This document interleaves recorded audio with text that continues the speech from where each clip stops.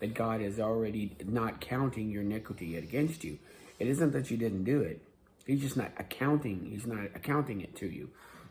And that's very interesting because that's what our gospel is. It isn't the fact that I didn't sin. He's not erasing the sin so much as he's paying for it and forgiving it.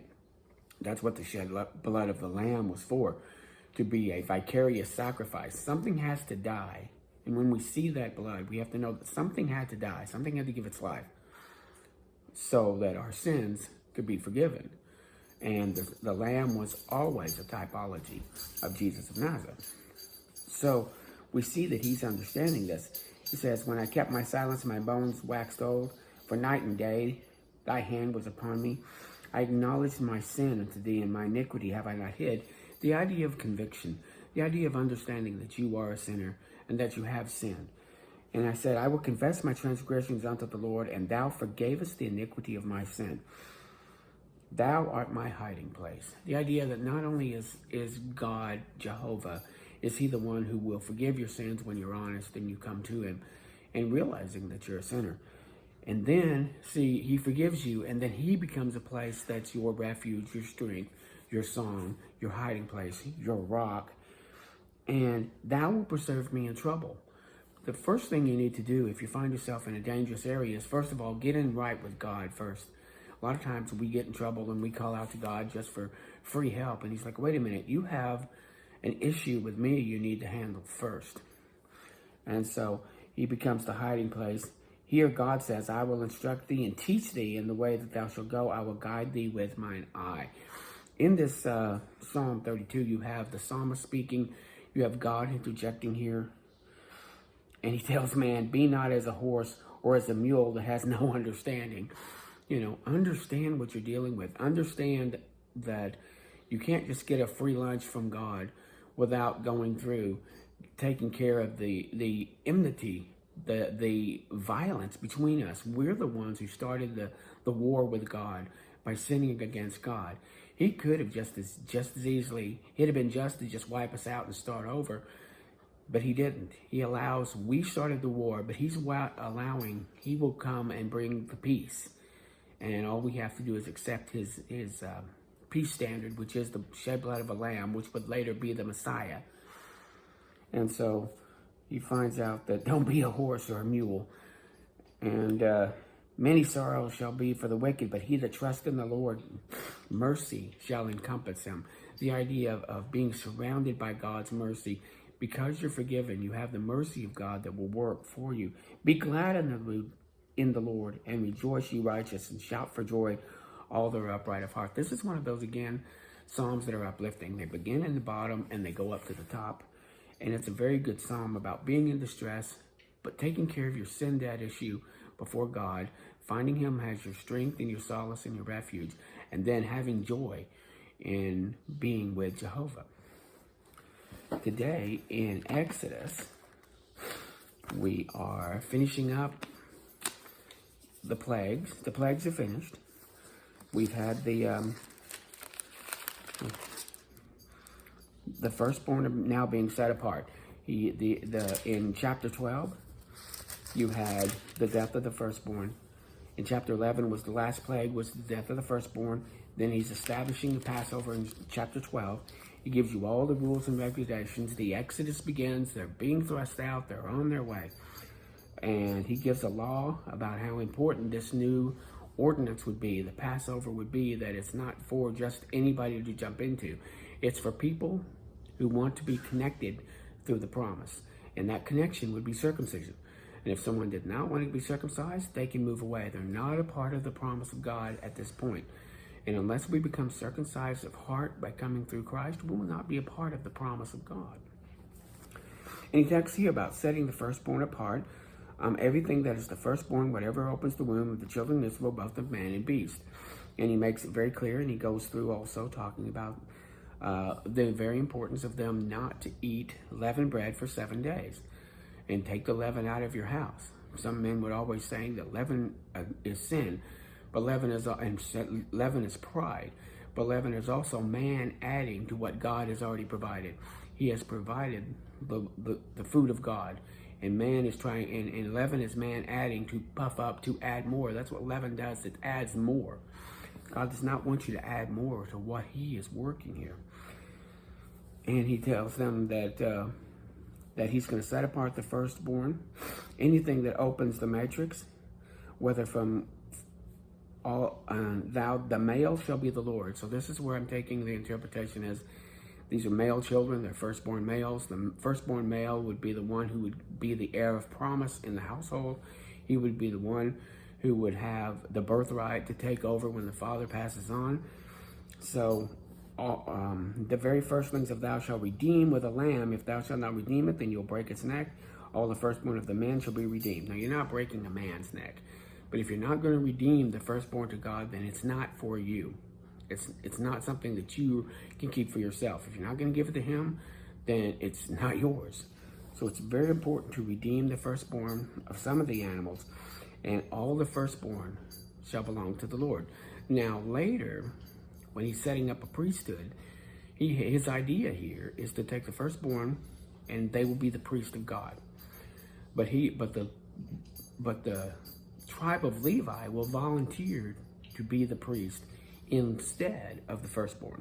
So when we see you talk about Levitical priest, Levitical priesthood, that is actually, in substitution for the firstborn. If I was in Naphtali or Issachar or Reuben and I had a firstborn, I would be giving that then to God as a priest. But Levi decided their entire tribe would be the priest in lieu of this. And so the firstborn belongs to the Lord. And it shall be when your son asks you, why do you do this? By the strength of the hand, the Lord brought us out of Egypt from the land of bondage. So again, there are always, all of these reminders are set up that generation after generation of generation would have the story. You get a strong implication here that God does not want to do these plagues again. Although when he gets to Revelation, we're going to see a lot of bold judgments, and we see a lot of woes, and we see a lot of pain coming. But that's judgment and wrath against sin. This is about God showing himself strong so that men might come to him, because he is the mighty God. But by a strong hand, he brought us out. We didn't bring ourselves out. We were in bondage. Just like I can say that I was in bondage, but God has released me. So Pharaoh would hardly let us go. The Lord slew the firstborn of the land of Egypt, the firstborn of man, the firstborn of beast. Therefore I sacrificed to the Lord all that opens the matrix, being male, but the firstborn of the children I redeem. So the idea is, again, sometimes God it shows in the scriptures, he's balanced. If he did this, then this is the balance. If you did this, this is the balance. And so it's very possible, this is why I'm drawing on, all the firstborns that died were male children. And here he is using male children to be the firstborn, which again later on would be the Levites. So here we're coming to the crossing of the Red Sea, one of the most powerful expressions of God of God's movement, other than creation and the flood. And here we are, that they go down there, and it looks like God has run them into the Red Sea. They didn't go straight up. They could have gone up the coastline to Canaan, but he's taken them this back way. This being the desert. So he's taking them the back way. And so, because he says he wants to do that, because if they go through the Philistines, they might see war and they're not ready for it. It might, says in 17, lest the people repent when they see war and they return to Egypt. He does not want them to return to Egypt. And when you cross the sea, it's becoming a barrier now. You cannot go back. You can't. I guess you could go around, but you cannot go back the way you came. So he puts them out there. He takes them from Sukkoth and has them in Etham. And the Lord did some wonderful things here. He created a pillar of fire to lead them by night, a pillar of cloud to lead them by day. And he has one of the two, and they would go with this. They would follow the cloud, follow the pillar. And later on, God would lead them with a cloud and lead them with a pillar. But sometimes when the cloud stayed, they stayed. When the fire stayed, they stayed. When the cloud moved, they moved. And when this fire moved, they moved. So this would be going on. You get by implication later on, God did not plan for this to last for 38 years. He planned for them to go to Sinai, get everything ready, prepare for the tabernacle, and then move up more quickly into the promised land. But because of the hard-heartedness and the sinfulness of the people, because they looked at the giants, they looked at the big giants, and they didn't look at their big God, that they fell back into fear and would not move forward. So God wiped out that generation and used the next one. And he was merciful to the people by providing food for them. And he was merciful by their shoes didn't wear out and their clothing didn't wear out, which was a miracle in itself. God took care of them in this place where they had no resources, no ability to go out and farm. Though they had resources, they had cattle, and presumably they may have found some places where they could, pick fruit, etc., and go off to an oasis and pick stuff. Okay, they weren't destitute in starvation, but they weren't prospering. They weren't living the life that God had planned for them to live based on the promise that he'd given to his friend Abraham. So the children of Israel, they were encamped near the sea, and he's doing this so that he will draw in the army. He's going to harden Pharaoh's heart one last time, and Pharaoh's going to send this army. Now look, at this time, Egypt is a mess. The people have been afraid. The people have been in darkness. The people have had lice. The people have had, they've had flies. They've also had locusts that have eaten all of their crops. They've had hail that destroyed the crops and animals. They had animals die, and they suffered boils themselves. Then they lost their firstborn son. And here God is really trying to prove himself strong. And he comes out and he hardens the heart, and the Egyptians follow him.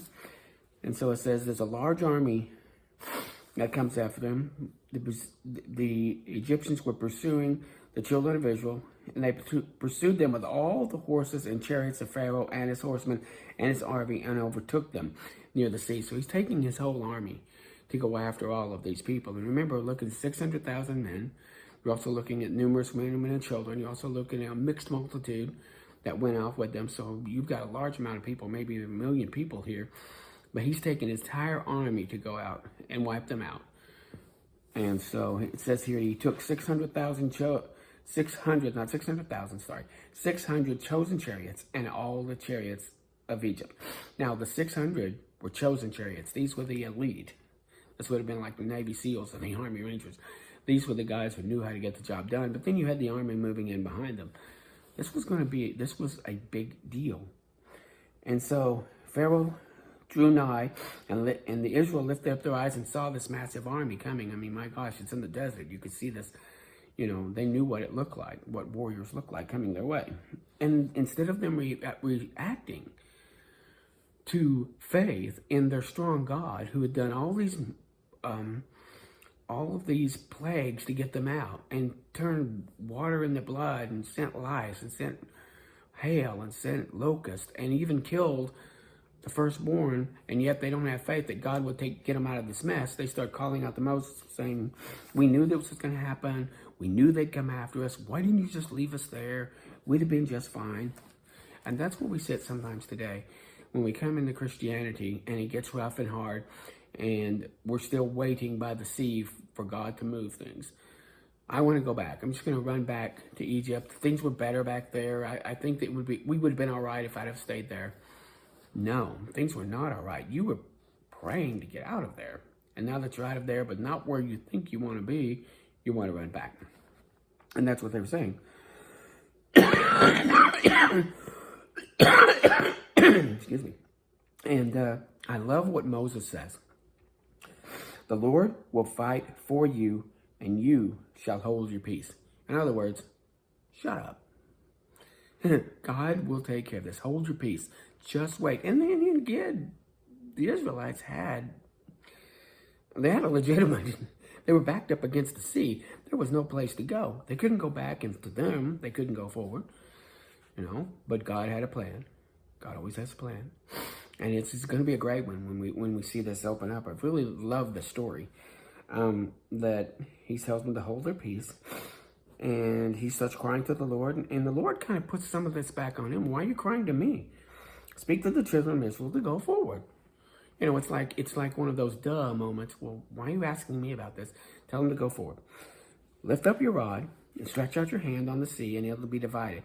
And they shall walk on dry ground. And that's interesting to take the sea and part it and have it be dry in the middle, and you've got walls maybe 20 foot high or higher as you're going deep into the sea and then coming out on the other side. And so, but I will harden their hearts and they will follow after them. He's going to wipe this army out. And this is like some foreshadowing. And interesting that this is also happening at night. We always see Cecil B. DeMille or some of the movies. It happens during the daytime. It's doing it at night. So in the dark, with their chariots, with their torches, moving, you know, with what light they could see, going through the desert, you're going to lose track of distance. How far are we from the, well, I can't see it. I can kind of smell it, but I think I can hear it, but I'm not sure. Let's keep moving forward. And in the roar of all of this army, you're not going to be able to hear, you know, the little implications of water nearby. Again, implications. And he put between the Egyptians and them a cloud of darkness, but it gave light to them that came near. So it's interesting, you have this cloud that's dark on one side, but it's light on the other, giving light this way. And it's interesting, you see, have that coming down, separating the two. But they were separated in darkness, hidden, even though they think they can be seen because they're standing in light. I mean, we're right here. Yet to the Egyptians, they're looking around. I can't see them. It's just all I see is darkness. Interesting supernatural dividing here. And it came to pass in the camp of the Egyptians and the camp of the Israel, there was a cloud of darkness to them, but it gave light to those so that they came not near to one another. They were separated by this cloud. And the children of Israel went in the midst of the dry sea. And this is interesting. You would think that if the armies had seen them walking on dry ground, if they could have seen through this, that they would have probably thought, this is not where we want to go. But they walked through, and there's a wall of water on each side, on the right and on the left. And then at a right point, when they're through, or almost through, and again, we don't know how many, this even could have been a mile or two. I don't know how long it is across the Red Sea.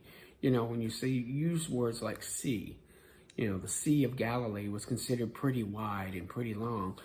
The Red Sea, I haven't seen how far that is, but it looks pretty big on the map.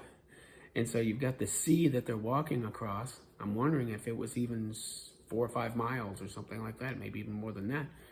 So they're walking through, and they get either halfway through or the other side, and here comes, God lifts the veil. They start charging in, but all they see is dry ground. And you would think also, and I'm adding some implications because I love the story. I don't want to add to it, but I'm looking at the evidences here, that you're on dry ground, you're running along on dry ground, and it stays dry. You don't hit water. You're not, you know, usually if you're going along and all of a sudden you're in 2 inches of water or 3 inches of water, you pull back, oh, I'm going into the sea. But he pulls. They go on through, it's still dry. Everything's good. The horses are dry. They're not splashing water upon me. The wheels are dry. People's feet are dry. So they're running into the sea. This is the Egyptians. And they pursued them in the midst of the sea. So all the army gets into the sea. And of course, you know what happens here. And it came to pass in the morning watch. I love this. The sun comes up, and you can imagine them riding along and going, can you imagine the horror in their face? And maybe they look back and it's a mile back or half a mile back. And all of a sudden, and they think that maybe they can make it. But also the wheels of the chariots fall off and the horses are in disarray. And you've got a clump of chariots also creating this big, you know, like car wreck behind you. Hundreds of chariots just in the way. You're trying to run. The animals are afraid. They're trying to run. So the Egyptians led us free from the face of Israel, for the Lord fighteth for them. Well, now you're catching on. And Moses said, stretch out your hand, and the water shall come over the Egyptians. So God, again, through all of this, God is letting Moses. He's not just doing himself, he's doing it through the man. And when you come to our salvation, he does it through the man Jesus.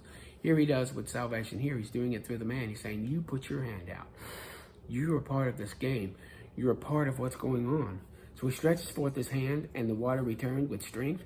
And as the moaning appealed, the Egyptians fled, and the Lord and Yahweh overthrew the Egyptians in the midst of the sea. And the waters returned and covered the chariots, and the horsemen and all the hosts were destroyed. But the children of Israel walked on dry ground in the midst of the sea, and the water was a wall upon them on the left and on the right. Thus the Lord saved Israel that day out of the hand of the Egyptians, and Israel saw the Egyptians dead upon the seashore. And Israel saw the great work of the Lord did upon the Egyptians, and the people feared the Lord. Yeah, that's an understatement right there. And believed the Lord and his servant. But it took them to the very end of the game. See, this is one of the tragedies here, is that it took them to the end of the game to finally believe. And then we find out later that they're going to struggle with their belief. And Moses goes up to Sinai and they give in to disbelief. And then they have spies come out. They give in to disbelief. It's really sad that they can't see all that God has done through the plagues and through this to deliver them, and he's going to give to them. And yet it took after everything was done for them to believe. Their belief in God at this time, unfortunately, is not forward, it's backwards. Oh, I believe in you now that you did it. Well, I want you to believe in me before I do it and be a part of that game, because that's what faith is. Living by faith is not, oh, I see all the things he did up to me at this point, but what's coming next? Am I going to believe that he's going to take care of us? Am I going to believe that the God who moved mountains, the God who opened up the sea, the God that stood for his people will still stand for his people? And the answer is yes. He even gives them manna to eat, so they don't have to worry about, well, we're in the desert and there's 1 million people here. How are you going to feed 1 million people? He's got a plan. But and unfortunately, we'll find out later that his plan isn't good enough. I'm getting ahead of myself. And there's a lot of sadness when you know how the rest of the story goes. But at this point, they finally see that God is great, that God is strong, and they start fearing and believing. And we should fear and believe our God. He is a mighty, powerful God. And we should reverence him, we should honor him. But we shouldn't wait till he does for us to go, oh, now I believe in you. Will we believe before something happens? Will we believe in his character? Will we believe in the works that he has done against his enemies and the enemies of his people? And that answer should be yes. Tomorrow we go into the song, and then we're going to talk about provisions. And God is always good about provisions, but our responsibility is the song, and he will take care of provisions.